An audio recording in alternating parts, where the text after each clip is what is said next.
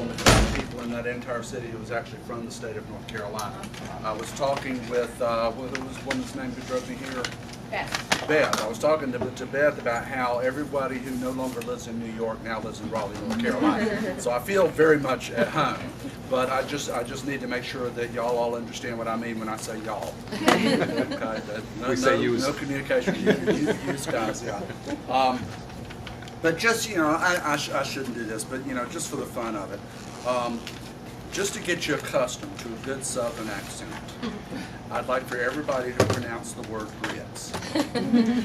Grits. Okay, now that was very good. Most of you didn't quite get it because the proper Southern pronunciation of the word grits involves what? It's 2 syllables. Now y'all say that. Grits. Grits. Say that again. Grits. Grits. Isn't that relaxing? That's what we're trying to do to people from New York who moved to North Carolina. We make them say grits so they can relax. This is about podcasting, but Karen asked me to start out by talking about and demonstrating really some of the nature of information, how information itself has changed. Now, a lot of what I'm going to be sharing with you doesn't really pertain to preparing kids for No Child Left Behind.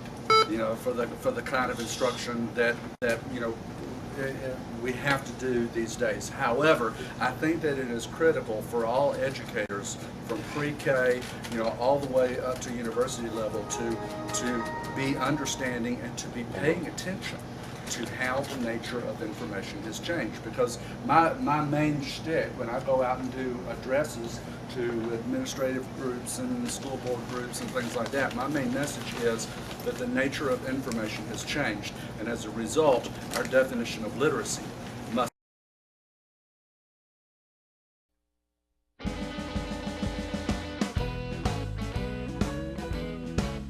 teaching the definition of literacy that I was taught back in the 50s and 60s. And in my opinion, all we're doing is just a better job of preparing our kids for the 1950s, in my opinion. And that doesn't mean that reading goes away or arithmetic goes away or writing goes away. It just means that we have to expand our notions of what it means to be a reader. It's not just someone who can read the text in that book, but it's someone who can go to the internet and find information on the internet that is appropriate to what they're trying to achieve. You know, that's part of being a reader. And it is a person who can find information on the internet or in a book or in the newspaper and have the skills to determine whether that information is true, whether it is biased, you know, whether it is appropriate to what they're trying to do. That is part of being a reader in the 21st century. And you know, essentially, information has changed in 3 ways. 4 ways sometimes 3 ways, sometimes 4 ways. But it's changed in some very fundamental ways in the last 15 years. First of all, information is increasingly networked. You know, more and more of the information that you use comes from someplace else in the world through the network. And for that reason, just being able to read the text on a piece of paper is not enough. It was when the only thing I ever read was what people whom I trusted gave to me. The only thing I was taught to read was textbooks, magazines, newspapers, you know, what people whom I trusted gave to me. So being able to read it was enough. But now we're reading from stuff that's networked, that comes from anywhere, almost anybody, for almost any reason, and that means we have to expand what it means to be a reader.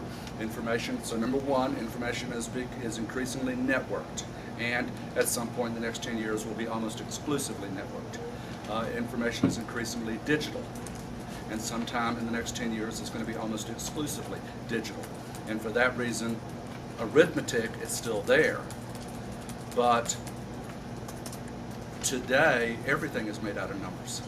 Text, images, sound, video, animation, it's all made out of numbers.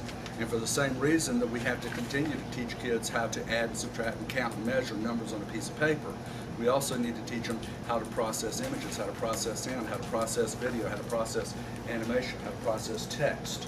For the very same reason. Because when I was coming up, the only thing that you were taught how to process was numbers. Because everything else was just for consuming. You looked at pictures, you watched video, you read text, You know, everything, you just consumed it. Now we process it, and so for the same reason, that has to be part of basic skills. Being able to take an image and process that image, adding value to that image in some way digitally, is a basic skill for the 21st century. So, information is increasingly digital, it's increasingly networked, and it is increasingly overwhelming. And I'm sure no one in... So, the nature of information has changed, and therefore, I think what we teach as basic skills to our kids from kindergarten all the way up has to expand to reflect this new shape of information. The fourth way that information has changed, that I sometimes include and sometimes I don't include, is that information now flows outside of containers. You know, in the world that I grew up in, information was all kept in, it was all in containers. It was in the covers of a book, it was on a bookcase, it was in a newspaper, the covers of a magazine, everything was contained. Now information is not contained, it resists containment. As an example, Encyclopedia Britannica has roughly 65,000 articles. And it will never have more than 65,000 articles because they're never going to add another volume to the encyclopedia. Wikipedia, on the other hand, now has 4.5 million articles. If you throw in all the articles in all the different 216 languages that are now represented in the Wikipedia, it's 4.5 million articles. And the thing is, there's nothing that's going to stop it from reaching 10 million. You know, there's nothing that keeps it from getting bigger and bigger and bigger. And the thing is, no matter how big it gets never gets any harder to find the article that you're looking for. Okay?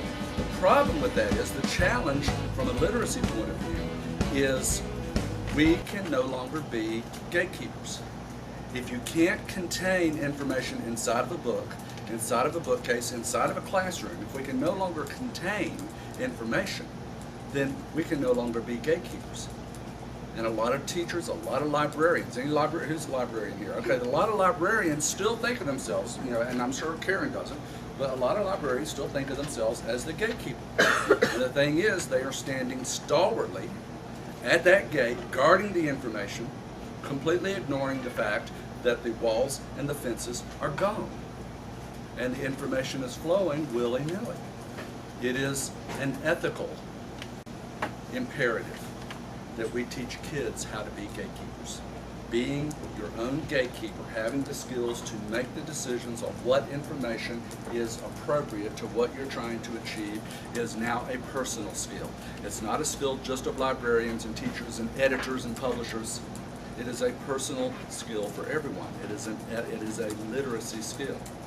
So what I've done in a lot of my addresses and in a book that I'm getting ready to write a second edition to, called Redefining Literacy for the 21st Century, is shifted from the 3 R's to the 4 E's. You got reading, arithmetic, writing, that expands into exposing the truth. It's not just can you read the text, but can you take the information that you encounter and expose the truth in that information, which includes reading. You know, you got to be able to read it, but you got to be able to make those decisions. You got to be able to investigate. Arithmetic expands into the ability to employ information. It's not just can you calculate a dozen numbers on a piece of paper. It is can you take information and employ that information to accomplish a goal. Writing expands into the skills involved in expressing ideas compellingly. You know, it's not just can you write a coherent paragraph, but can you take an idea and express that idea in a compelling way to other people. And then the one that gets added is ethics, the ethical use